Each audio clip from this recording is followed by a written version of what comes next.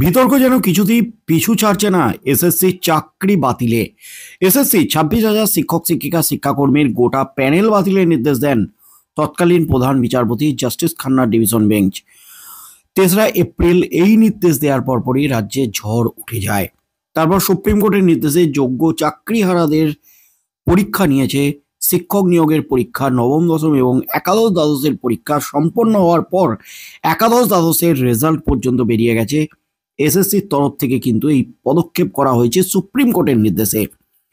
কিন্তু একাদশ দ্বাদশের রেজাল্ট বেরোনোর পর থেকেই তোলপাড় একেবারে গোটা রাজ্য। একের পর এক মামলা দায়ের হচ্ছে, একদিকে যেমন কলকাতা হাইকোর্টে, অন্যদিকে সুপ্রিম কোর্টে।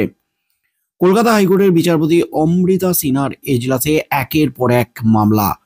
10 নম্বর দেওয়ার যে সিদ্ধান্ত নিয়েছে রাজ্য, এসএসসি যোগ্য চাকরিহারা শিক্ষক শিক্ষিকাদের জন্য যারা দীর্ঘদিন ধরে বিদ্যালয়ে কর্মরত রয়েছেন, যাদের অভিজ্ঞতা রয়েছে, অভিজ্ঞতার জন্য 10 নম্বর পাবেন তারা। অর্থাৎ চাকরি প্রার্থীদের সাথে প্রথমেই কিন্তু তাদের একটা ফারাক হয়ে যাচ্ছে। 10 নম্বর পেয়ে অ্যাডভান্টেজে থাকছেন চাকরিহারা শিক্ষকরা।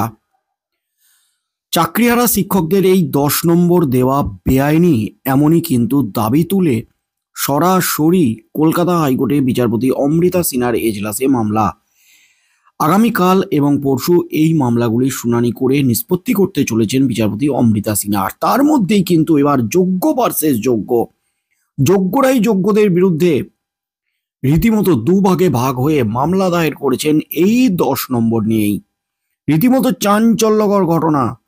নবম দশম এবং একাদশ দ্বাদশ যোগ্যরা মামলা দায়ের করেছেন। নবম দশমে যারা শিক্ষক ছিলেন, যাদের চাকরি বাতিল হয়েছে, তারা একাদশ দ্বাদশে পাস করলে তাদের ওই 10 নম্বর দেওয়া যাবে না, যেটা বেআইনি। এমনই কিন্তু দাবি তুলে যোগ্যরা যোগ্যদের বিরুদ্ধেই কিন্তু মামলা দায়ের করেছে। তার মধ্যেই কিন্তু আবারও নয়া মামলা। এবার কিন্তু সরাসরি পরীক্ষা বাতিলের দাবি। এই মুহূর্তের সবচেয়ে বড় খবর, প্যানেল বাতিল বা পরীক্ষা স্থগিত নয়, সরাসরি পরীক্ষাটাই বাতিলের দাবি। কারণ পরীক্ষার প্রশ্নপত্রে ছিল ভুরি ভুরি ভুল, প্রশ্নপত্র ভুল। একাধিক অভিযোগ তুলে এবার বিচারপতি অমৃতা সিনহার এজলাসে নয়া মামলায় তোলপাড় একেবারে গোটা রাজ্য।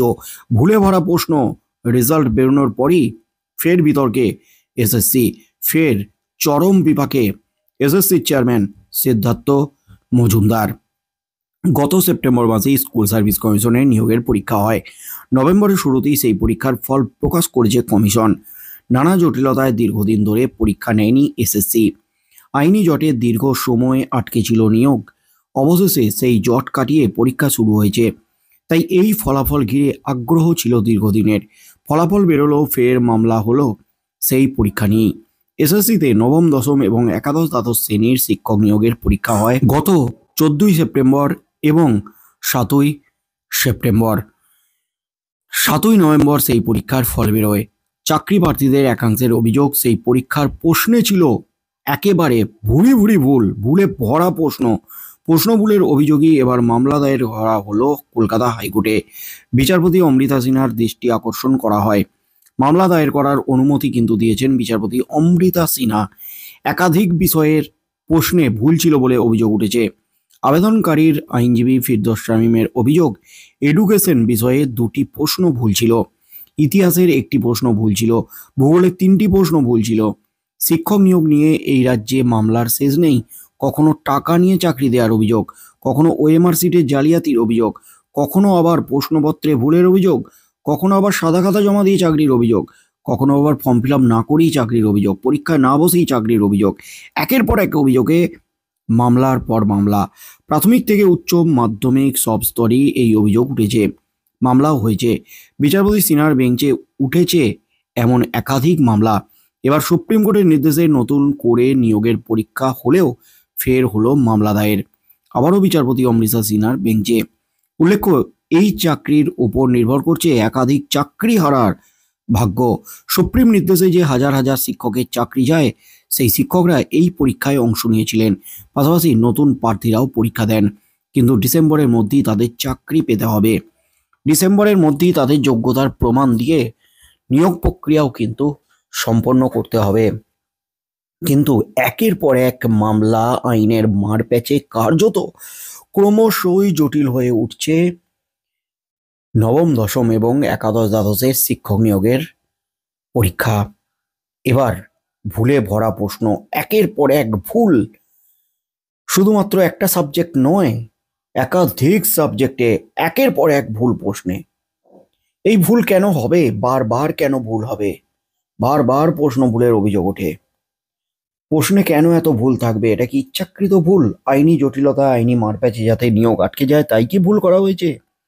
আদৌ এই সমস্ত শিক্ষক শিক্ষিকারা, যারা চাকরিহারা শিক্ষক, যারা অধীর আগ্রহে অপেক্ষা করছেন, তারা কবে তাদের চাকরিটা ফেরত পাবেন? পুরনো চাকরিরা, যদিও তারা এখনো বিদ্যালয়ে যেতে পারছেন, কিন্তু তাদের মনে একটা ভয় আছে, আতঙ্ক আছে, আশঙ্কা আছে।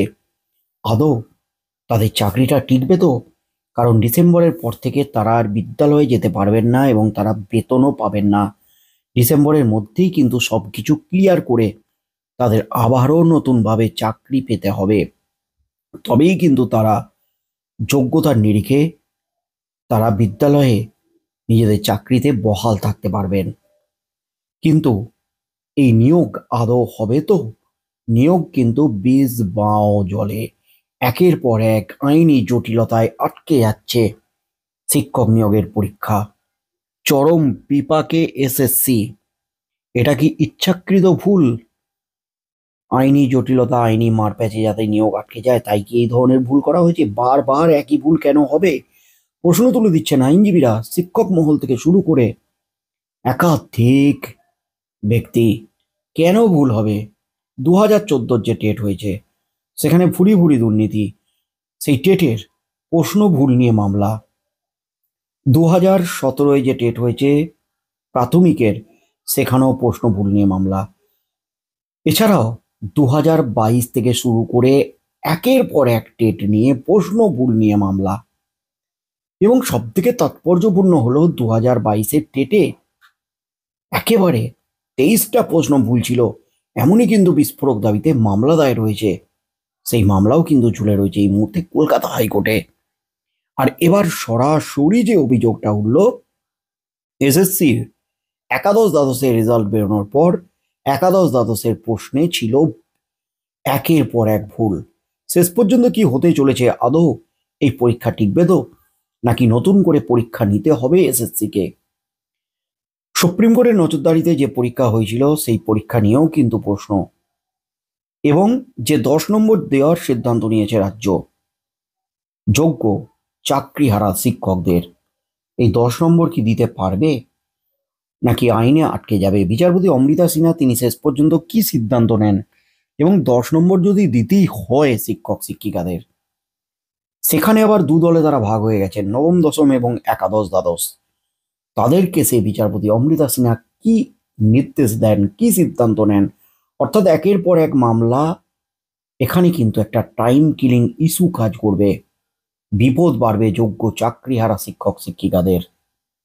কি বলবেন বন্ধুরা? একের পর এক মামলা দায়ের হচ্ছে, আদৌ নিয়োগ হবে তো? শেষ পর্যন্ত যোগ্যদের চাকরি বাঁচবে তো? যোগ্যদের ভবিষ্যৎ আবারও উজ্জ্বল হবে তো, নাকি সেই অন্ধকারই ছেয়ে যাবে যোগ্যদের ভবিষ্যৎ? কি বলবেন বন্ধুরা? আপনাদের মতামত অবশ্যই আমাদের কমেন্ট বক্সে কমেন্ট করে জানান।